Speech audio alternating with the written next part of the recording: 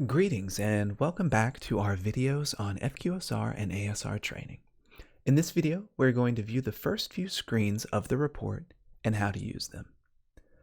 When you are ready to start on the report, navigate to the student level FQSR or ASR within the Waves portal. If you're not sure how to get there, see our webpage with guidance on accessing the Waves portal here. Once you select the report, it will take you to Site Selector. Select a site to begin reviewing the information reported for that site. The first tab that you will land on will be the Calendar tab. On this screen, you will find the tabs for the report. They include the Site Selector, which we were just on, the Calendars tab, the Student View, Comparison, Final Report, Find Missing Students, and Reporting Tools. When we start to look at the calendar, though, the school ID is the 9-digit site code associated with the site. The local ID is the name of your calendar from your student information system. The calendar type may be one of Main, Alt-Ed, Co-op, Resident Virtual, or Other. Type is designated based on your calendar description in your SIS. For example, a calendar described as Washington Elementary Alt-Ed site would be Alt-Ed for the calendar type.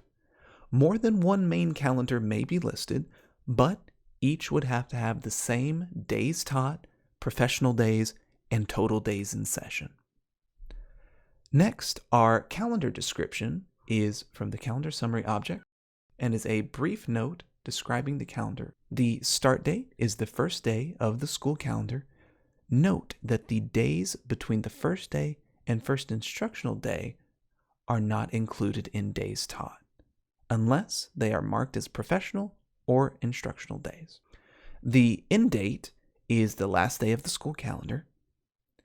The first instructional day is the first day of instruction for students, and it may or may not align with the start date. The last instructional day is the last day of instruction for students, and this may or may not align with the end date. Days taught is a summation of dates marked with a calendar date type of instructional, makeup, late arrival or early dismissal, or parent-teacher conference. Professional days are planned non-instructional whole days when students are not present. And total days in session is a summation of days taught and professional days. If you would like to expand upon what you see for each calendar, such as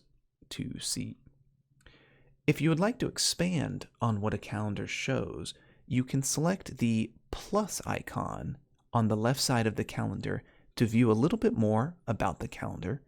It will provide you a breakdown of each day within the calendar and the calendar code that goes with it, as well as the daily instructional minutes.